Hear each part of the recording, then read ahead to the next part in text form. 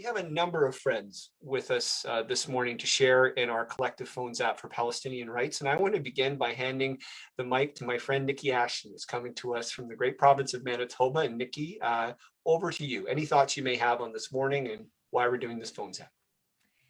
Thank you so much, Joel. Thank you to the Ottawa Centre NDP for bringing us together. I'm joining you from Treaty 5 territory, the traditional territory of the Nissichawasi Cree Nation, and from my home in Thompson, Manitoba. I want to thank the Ottawa Centre NDP for bringing us together in solidarity and in action. I want to acknowledge the presence of activist Sheihk Jarrah with us today. I want to acknowledge the presence of MPPs Joe Harden, Dolly Begum, my fellow MPs Leah Gazan and Matthew Green. I want to thank everyone who's gathered today to take a stand for justice for Palestinians, for peace.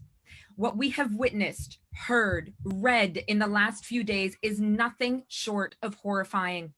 The violence and forced displacement of Palestinian families in Sheikh Jarrah, the attack on Palestinian lands during Palestinians during Ramadan in Al-Aqsa Mosque, the third holiest site of Islam, the bombing of homes, killing of Palestinians, including 30 children in Gaza, the killing of Palestinians in the West Bank, lynchings, beatings, shootings, ethnic cleansing. I want to say to the Palestinians that are part of this gathering, those of you who have family in Palestine, living this nightmare, I cannot imagine what you are going through. But we are with you, not only in witnessing this horror, but in demanding justice. We support you in calling for an end to the violence and the siege of Gaza.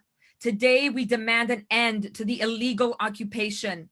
Today, we demand an end to the dispossession of Palestinian homes and lands. And today, we demand freedom for Palestine. Let's be clear, this didn't just happen. For far too long, too many countries, including Canada, have fueled Israel's continued oppression of the Palestinian people. The wholesale theft of Palestinian lands, the illegal occupation of Palestinian territory. Before entering politics, I studied and also worked in international affairs. I was inspired by Canada's narrative of peace and multilateralism, but that has not applied to Palestine. Historically, Canada, along with other countries, stood idly by when the Nakba resulted in the brutal displacement of hundreds of thousands of Palestinians, the burning down of Palestinian villages, the theft of Palestinian lands. Fast forward to today. Canada votes against Palestine on the international stage.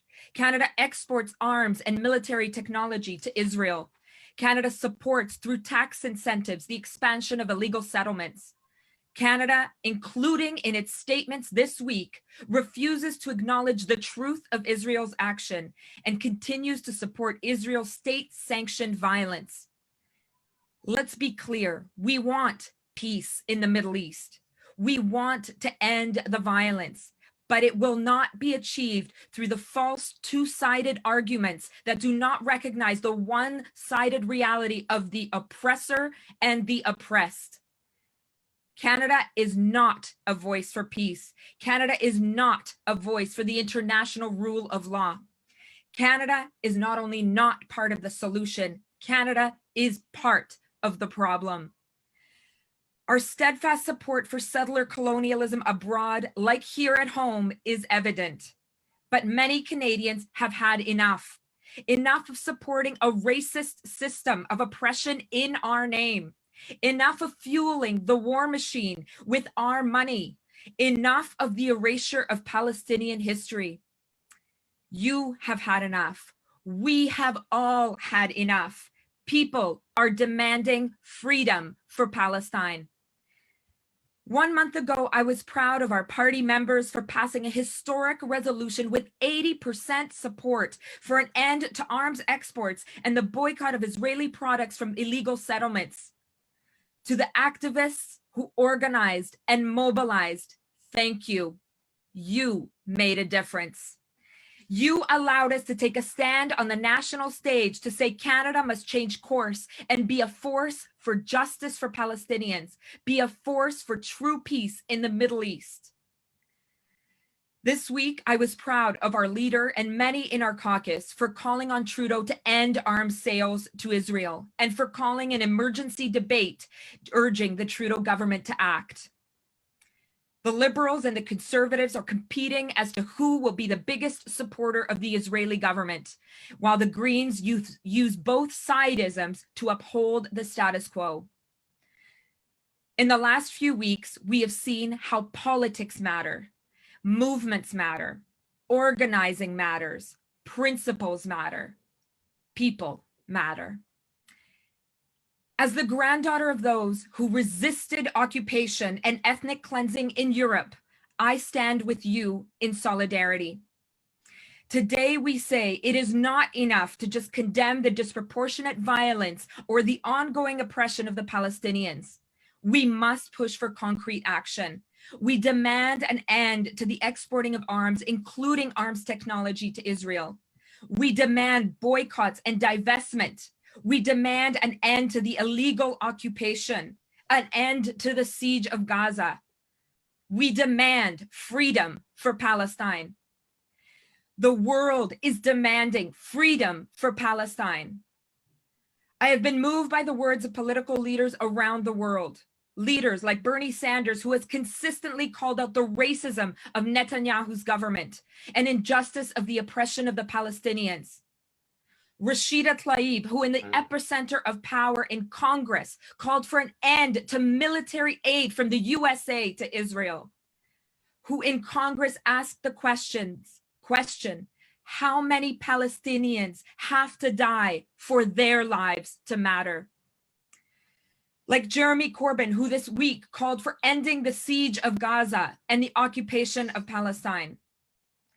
People rising in solidarity with Palestinians in cities across Canada, in places around the world.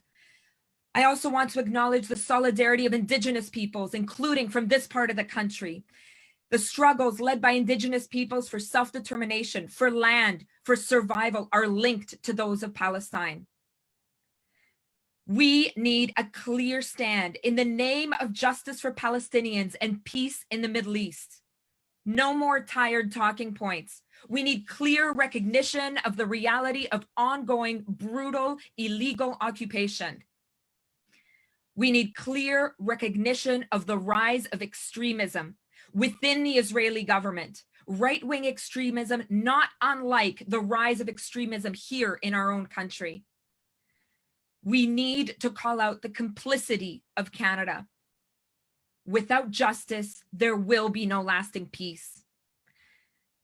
On a final note, I want to share my solidarity. I know firsthand how those who speak out for justice for Palestinians are targeted and attacked. But what they don't know is that we're not alone, that there are many of us, and we will not rest until we achieve justice.